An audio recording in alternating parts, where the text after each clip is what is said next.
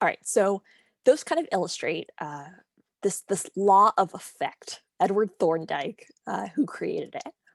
Basically, any behavior that is followed by something you like, something pleasant, leads you to be more likely to do it again. You want that pleasant thing, right?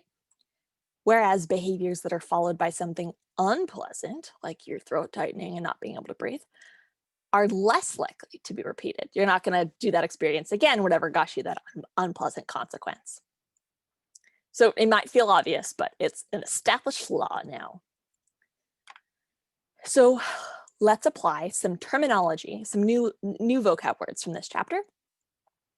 So when an outcome increases the likelihood of a behavior being repeated, it's known as reinforcement. You're doing something and you're being reinforced doing that behavior, so you're going to do it more. You're going to do it again. So it's any consequence like this ice cream that reinforces and increases the act of studying. So increasing reinforcement. Conversely, a punishment is any consequence that decreases or reduces the frequency of a behavior.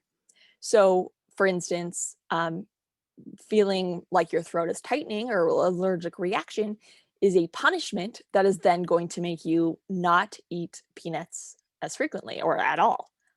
So reinforcement increases, punishment decreases. But you might be wondering how we actually practically reinforce or punish behaviors. So let's add on a few more words before we look at what this can do.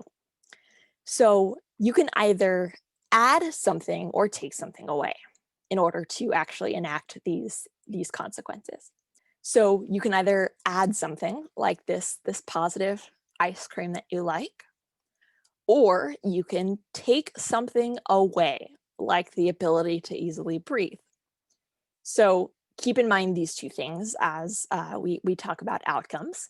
One thing I want to make explicitly clear though, because again, psychology uses terms differently than how we might see them in the real world. So I want you to think about math when you think about these words. So if something is being added, if something is positive, positive does not mean good here. Positive means like math, you added something to something else. It's like the plus sign, right? Whereas negative doesn't mean bad. Negative means like subtraction, taking something away. So when you see these terms, I've tried to not color code them red and green because they don't mean good and bad. It means adding or taking something away, all right? So again, we can pair these concepts together and we can create 4 different types of consequences. So again, on the top, we have whether you want that behavior to happen more, you want to increase the frequency of that behavior, you're reinforcing it. Or if you want that behavior to happen less, you want to decrease that behavior. And on the side, we have whether you're adding something to make that happen, or whether you're taking something away to make that happen. So let's break it down. You could have positive reinforcement, which is when you add something you like, something desirable, in order for that behavior to increase in frequency. This is like your ice cream, adding an ice cream so that the behavior continues. You could also have a positive punishment, which feels kind of like an oxymoron, I know. So break it down using our psych terms instead. It's not a good punishment.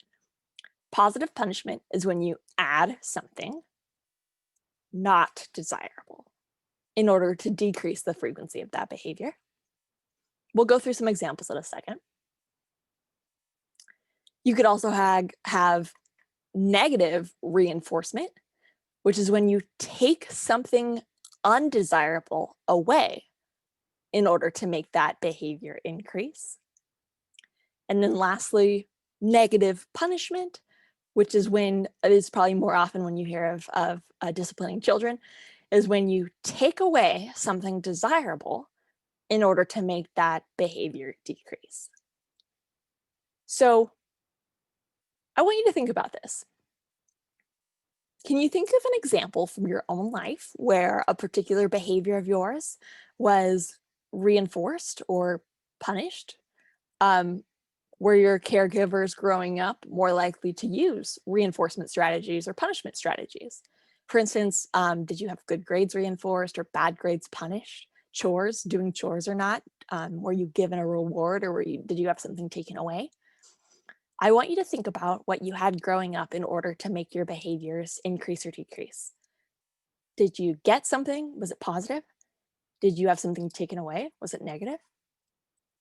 Tell me your experiences.